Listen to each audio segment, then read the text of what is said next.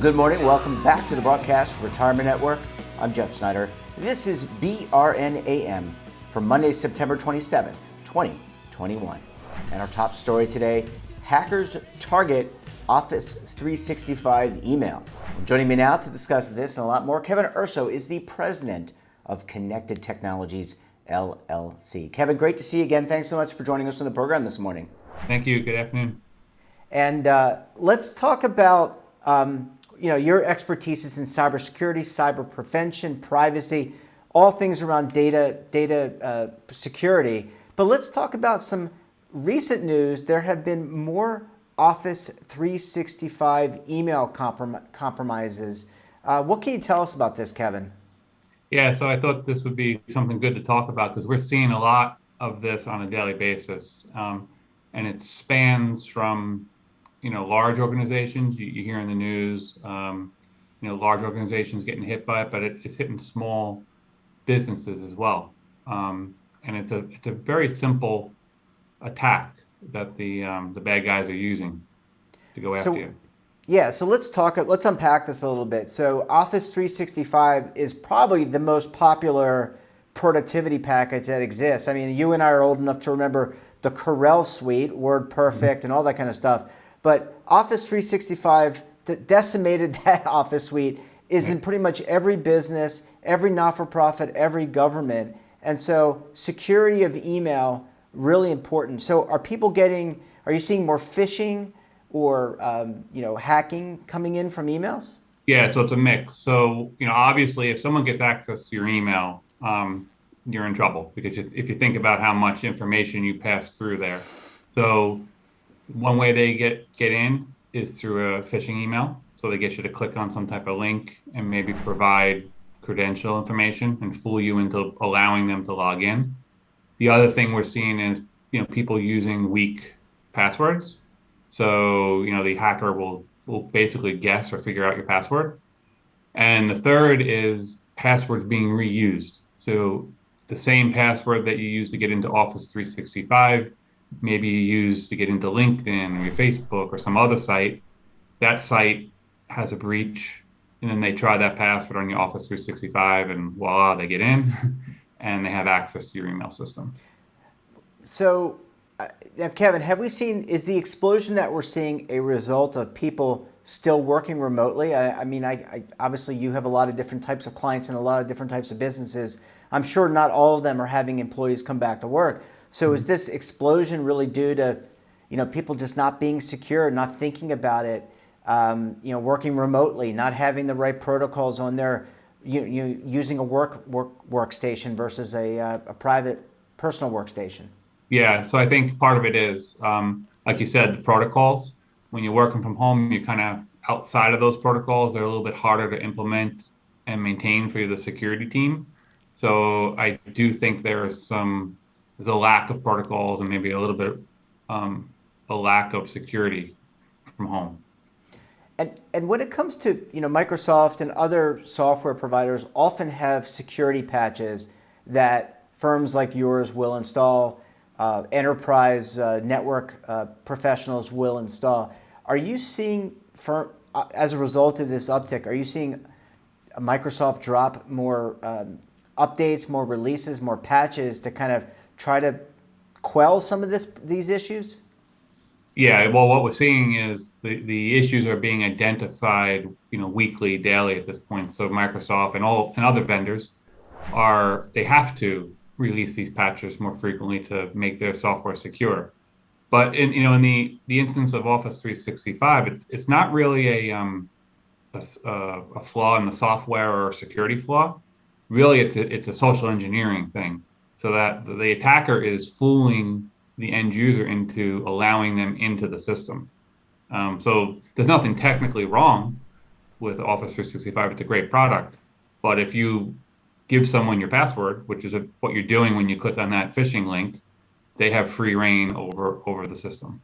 Yeah, it's really difficult, I would think, in the role that you have to account for human condition and human behavior, because we're all flawed. We all have issues. That probably presents a challenge for the cybersecurity professional like yourself. How do you deal with that challenge? Is it still education, education, education, reminders, reminders, reminders, or are there ways to program around people? Right, right. It's a combination. So a lot of education, and it's an education program that you can track and follow up on and measure, and then combine that with some controls.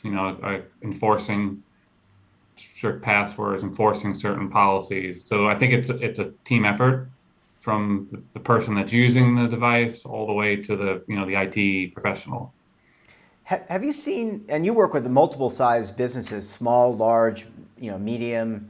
Have you seen companies actually penalize employees? So say I am working for company or organization XYZ, and I've been told not to open suspicious emails.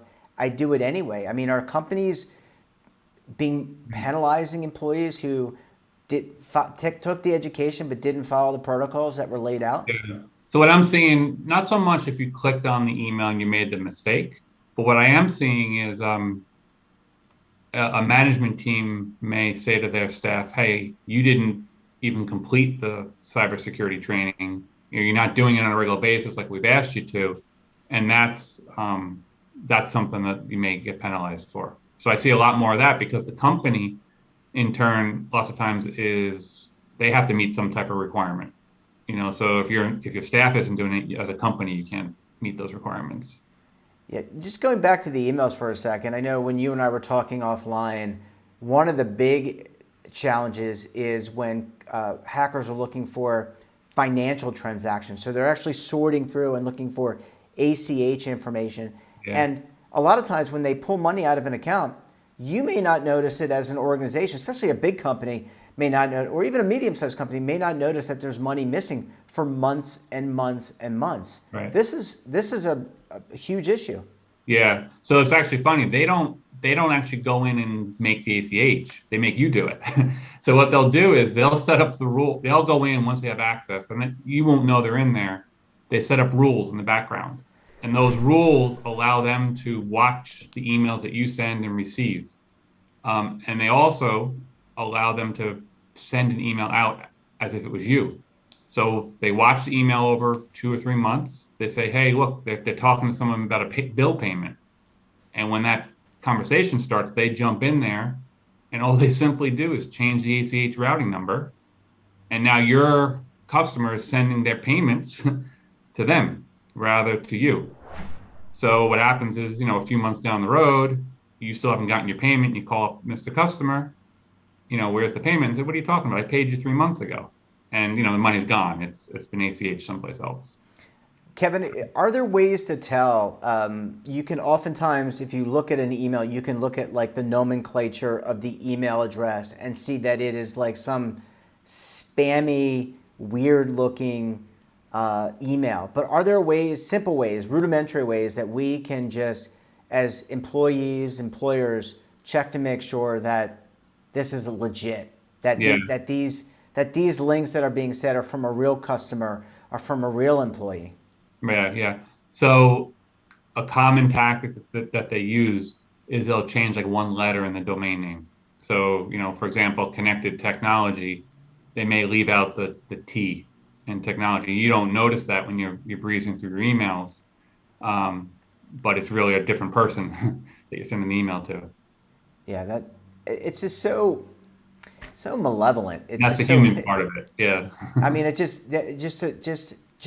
and these people are all over the world. They're not just here in the States. They're in countries where there's no extradition, there's no treaties to bring people to justice at all, and you can never catch these people. Although there are some instances, I think, with some of the Colonial Pipeline hacking, they were able to get some of that money back and find who those people are. Kevin, I need to take a very quick break. When we come back, we'll talk about some tips for prevention of hacking your Office 365 email. You're going to want to stay tuned right here on BRN AM.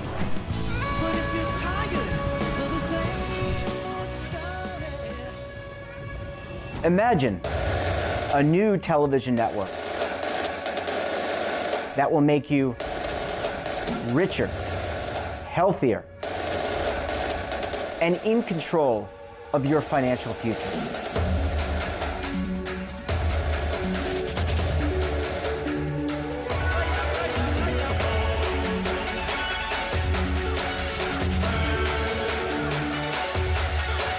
This network is for the policewoman in Nashville, Tennessee, the baker in Dubuque, Iowa, the teacher in Lexington, Kentucky.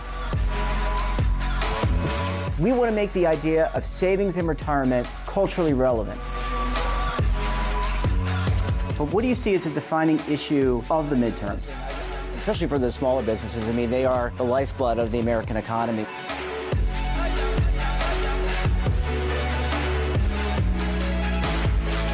Featuring exclusive interviews, current affairs, and docuseries.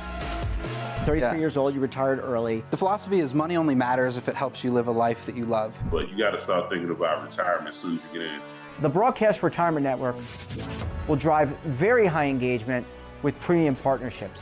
So this isn't retirement and savings for your parents or grandparents. This is for all Americans. And we're going to change the way you think about money.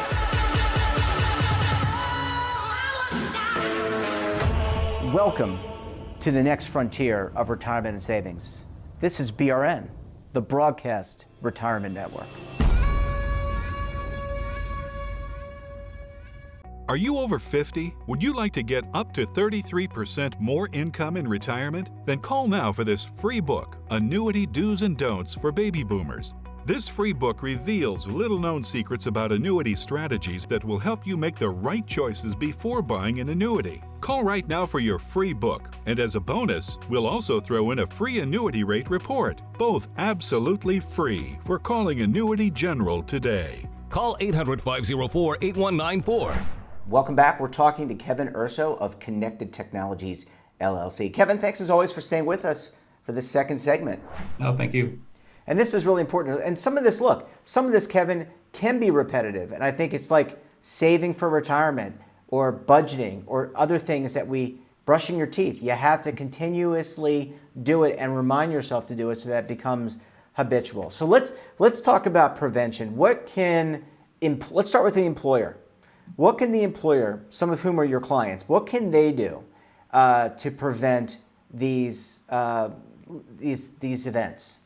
Yeah, so most of these are very simple things. So I would say there are kind of 6 main things that you should do. And as an employer, setting up multi-factor authentication. So what that means is when you log into that Office 365 system, it sends a verification email to another device. So maybe your cell phone, or you have a token that you have to enter a code, verifying that you're the one actually logging in and it's not that third party accessing your email. So that's an easy one. A password vault, enforcing that all your staff use some type of password vault, because what that's going to allow you to do is use much more complicated, longer passwords that you can't remember, which is going to eliminate the using the same password over and over problem. And then the other things are more, end user type preventions. So in order to enact multi-factor authentication and a password vault, which I did not know what a password vault until you just told us, do you have to buy software? Do you have to buy a service? How does this get implemented? So Microsoft Office 365 has a multi-factor authentication built in. There are third-party ones that you can upgrade to that will connect to it as well. Password vaults, there's a lot of them out there, a lot of good ones. Some of them are free. Some of them have some extra features that a company could purchase. But it's not an expensive option, and it's a pretty easy option to implement. So let's flip the switch now, and let's talk about the employee or just regular people. How can we protect ourselves from either having our employer's information fall into the wrong hands or our personal information, which could be even worse, banking instructions and credit card information? Right. So the number one way that this happens is through phishing emails. So being aware of the emails, who they're coming from, is it a real email, not clicking on links in emails. That's the number one thing you can do. Is I would say being very cautious, pause before you click on anything. I I know it sounds very simple, but in your busy day, you tend to get the email that you're looking for and click on it, and you're done as soon as you do that. Yeah. Go I would ahead. also I'm say the sorry. other thing is protecting your apps that you have. So like on your cell phone, because most people have their email on their phone as well. Don't install applications that aren't from trusted sources. So so get them from the Android, the Play Store, or get them from the Apple Store. Don't be side loading applications that you don't know where they came from onto that phone. Kevin, when it comes to connectivity, should we be using a VPN? A lot of us, I have a AT&T broadband connection, Mhm. but should we be using a virtual private network, VPN, in order to connect to our employer or just to protect our home network? Yeah, definitely. So for the employer should enforce and require that, because that's going to protect, especially now working from home, all the data that's going from the employer's home to the office is protected and hidden. For you personally, using a VPN on everything you do is a really good option because your ISP, Verizon, Cablevision, Time Warner, all those guys, they can, even if you're in incognito mode in Google, they can see everything that you're still doing. So they're tracking all that. So the VPN allows everything that you're doing on the internet to kind of be hidden, or not being able to be tracked by them. Yeah. You ever wonder what they're doing with all that data? By the way, as an aside, I mean, these big companies, telephone companies or communications companies, what do they do with the thousands and billions and trillions of millibytes or Right. kilobytes that are floating through the air? They're selling it. They're selling it and they're marketing and they're building a profile on you.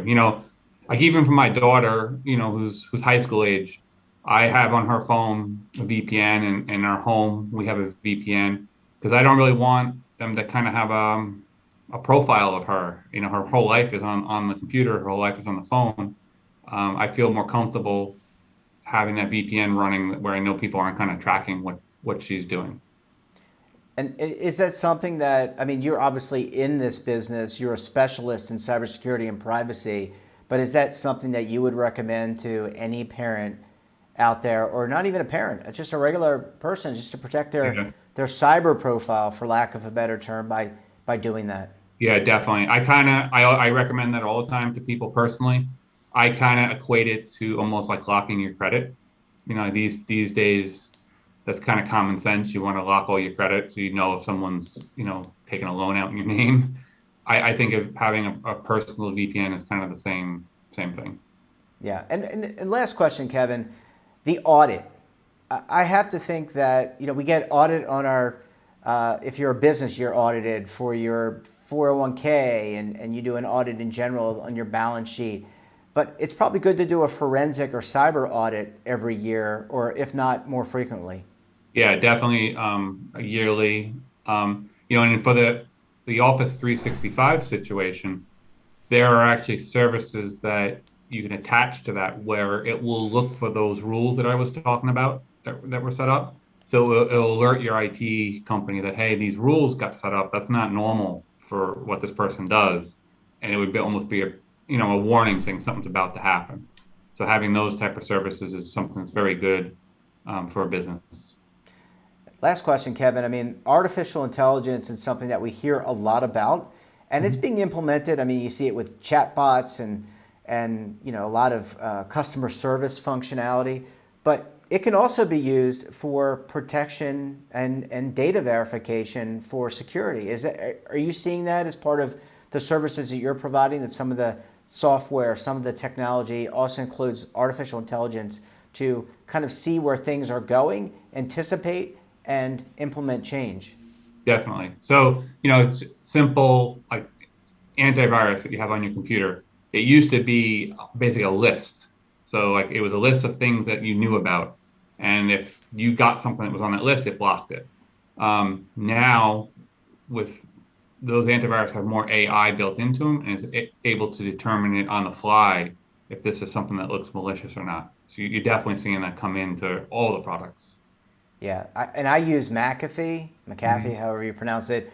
I'm a little OCD, but I run my antivirus like every day, Right. and I do it's a little bit of OCD. Well, Kevin, we're going to have to leave it there. Really important and interesting discussion. I hope a lot of people take note so they can protect themselves and their families and their employers. Kevin Urso, great to see you. Thanks so much for joining us, and we look forward to having you back again on the program very soon. Great. Thanks a lot. Have a great day. That wraps up this episode of BRN AM. Have a topic of interest, someone you think we should talk to, drop us a line. And don't forget, for all the information in retirement markets, technology, personal finance, so much more, check out today's edition of our daily newsletter, The Morning Pulse. We're back again tomorrow. Until then, I'm Jeff Snyder. Stay safe, keep on saving, and don't forget, roll with the changes.